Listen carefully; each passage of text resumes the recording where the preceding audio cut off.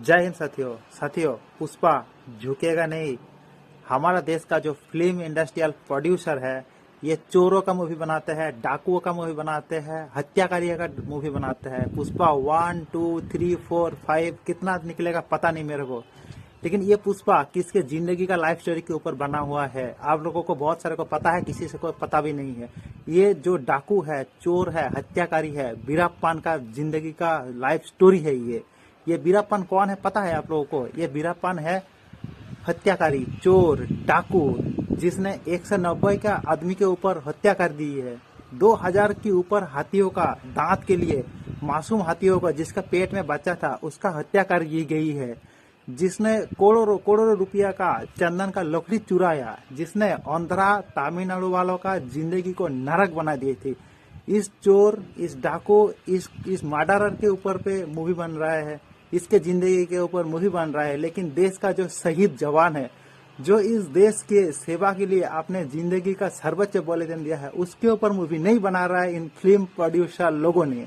ठीक है, ये चोर को सब जानता है, लेकिन आज मैं बोल रहा हूँ, कैप्टन सौरभ कालिया को जानते हैं? किसी ने जानते हैं? कोई नहीं जानता है। कैप्टन सौरभ कालिया देश के लिए शहीद हुआ है, देश के लिए जान दी है। कैप्टन सौरभ कालिया 22 साल की उम्र में 4 जाट रेजिमेंट की इंडियन आर्मी का 1999 में कारगिल में पोस्टेड था।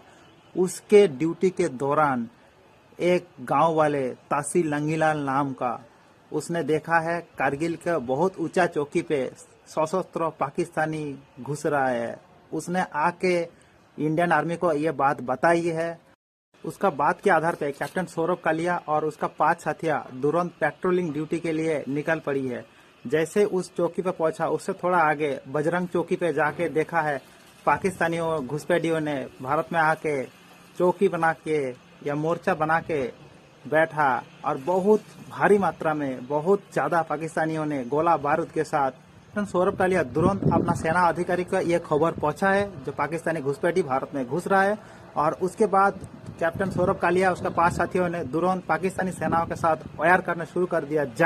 कैप्टन सौरभ कालिया और उसका 5 साथियों ने मिलकर इतना पाकिस्तानियों को जो भारी मात्रा में तैनात थी गोला बारूद के साथ, उसको 1 इंची जमीन नहीं छोड़ा है। उसने जंग लड़ा है, लेकिन उसने पेट्रोलिंग ड्यूटी के लिए निकला था। उसके पास भारी मात्रा में हथियार, एमुनेशन यानी गोला बारूद नहीं थी। जब गोला बारूद खत्म हो गई कैप्टन सौरभ कालिया उसका टीम का, तब ये पाकिस्तानियों ने क्या किया, उनको घेरा डाला है, उनको जिंदा पकड़ के उनको जेल बंदी किया है। जेल बंदी करने के बाद जो क्या हुआ आप सुन के हैरान हो जाएंगे। ठीक है, उनको 22 दिन तक सेना का जो खुफिया जानकारी है, वो खुफिया जानकारी हासिल करने के लिए 22 दिन तक उसके ऊपर जो इंटरनेशनल कानून का धज्जा उड़ा दिया, उसने कोई कानून नहीं माना। उसको इतना टॉर्चर किया, उसको कानों पे गरम रॉड डाल गई।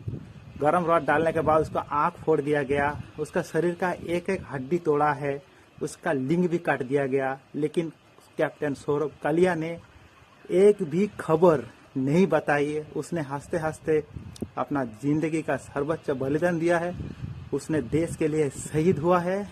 उसके बाद जो उसका डेड बॉडी उसका घर में आए थे ना, तो कैप्टन सौरभ कालिया का माँ, भाई उसका डेड बॉडी को पहचान भी नहीं पा रहा है, किसको उसका शरीर का कुछ हिस्सा भी नहीं बचा था।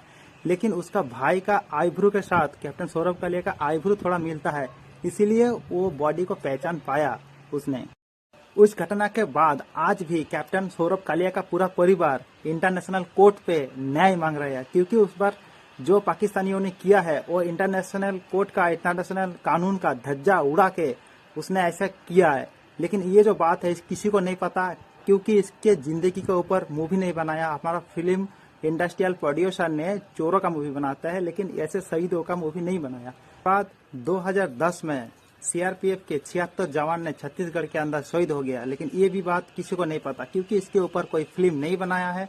हमारा जो इंडस्ट्रियल का प्रोड्यूसर है वो चोरों के ऊपर, डाकुओं के ऊपर, हत्याकारियों के ऊपर, जिसने कितना पुलिस ऑफिसर को मार डाला है, उसके मार डालने के बाद उसका डेड बॉडी भी उसी जंगल के अंदर गाड़ दिया है, जिसने जानवर की हत्या की है, चंदन का लकड़ी चुराया है, कितने मासूम जानवर को मार दिया कोई हिसाब नहीं, कितना कांड किया कोई हिसाब नहीं, उसके ऊपर मूवी बन रही है।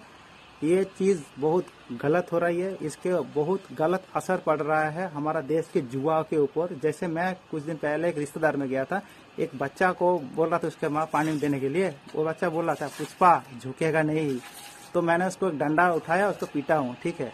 तो ऐसे ऐसे फिल्म नहीं बनाना है तो अपना देश का जवान के ऊपर बनाना है जो देश के शहीद हो गई है, ठीक है। अगर मेरे बात पे आप सहमत हो तो ये वीडियोस को इतना शेयर करें, वो फिल्म इंडस्ट्रियल प्रोड्यूसर तक पहुंचा दीजिए जो हमारा देश का जवान मांग कर रहा है, देश के सेना की जवान शहीद हुआ है उसके ऊपर पिक्चर बनाने के लिए। जय हिंद।